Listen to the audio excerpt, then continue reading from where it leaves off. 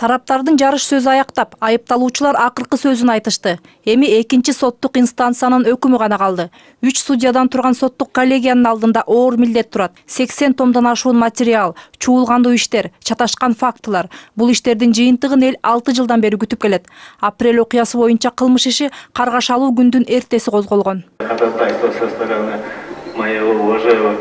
Бул чуулгандуу иш боюнча 28 адам соттолуп жатат.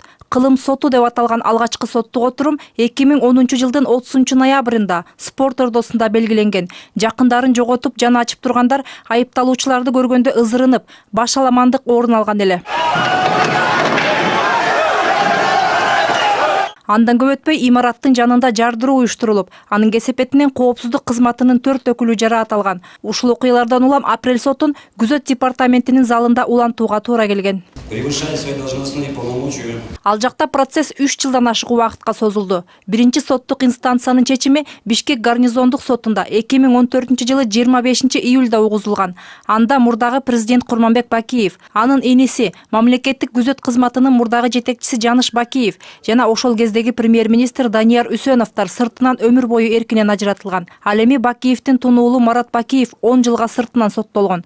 Сырттан өкүм угузулгандардын катарында ошол кездеги президенттин катчылыгынын жетекчиси Оксана Маливаная да бар. Президенттик администрациянын ошол кездеги жетекчиси Кандыбек Жороев жана Бакиевдин кеңешчиси Элмурза Сатыбалдиев, мурдагы башкы прокурор Нурлан Турсункуловдор 20-25 жылга чейин соттолуп түрмөгө камалган.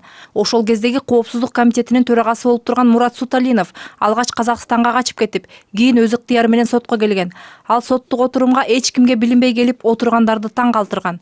Ал ошол бойдон үй камагында. Сот 20 жылга эркинен ажыратып, бирок ден соолугуна байланыштуу үй камагында калтырган.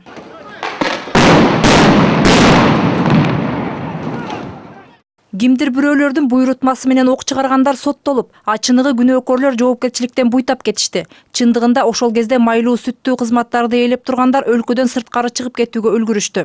Президенттин катчылыгынын мурдагы жетекчиси Оксана Маливаная алгач тергөө иштерине катышып жүрүп, кийин үй камагында жүргөнүнөн пайдаланып өлкөдөн чыга качкан. Ал эми Курманбек Бакиев, анын иниси Жаныш Бакиев жана уулу Марат Бакиев, ошол кездеги премьер-министр Данияр Үсенов, Арыстан Атайын бөлүктүн командири Эсенбай Байыш уулуна сыртынан айып угузулганы менен алар өлкөдөн сырткары сайрандап жүрүшөт. Сотто 300дөн ашуун адам көрсөтмөлөрдү беришкен. Ал эми тараптарды жактаган адвокаттардын саны 20дан ашып кетти. Ошол кездеги 64 томдук материал бүгүн 88 том болуп толукталды. Мындан улам экинчи инстанциядагы соттун чечими бери дегенде 1 айдан кийин чыгат деп болжолдонууда. Мээрим Ташыбекова, Владимир Кулбалдиев, НТС.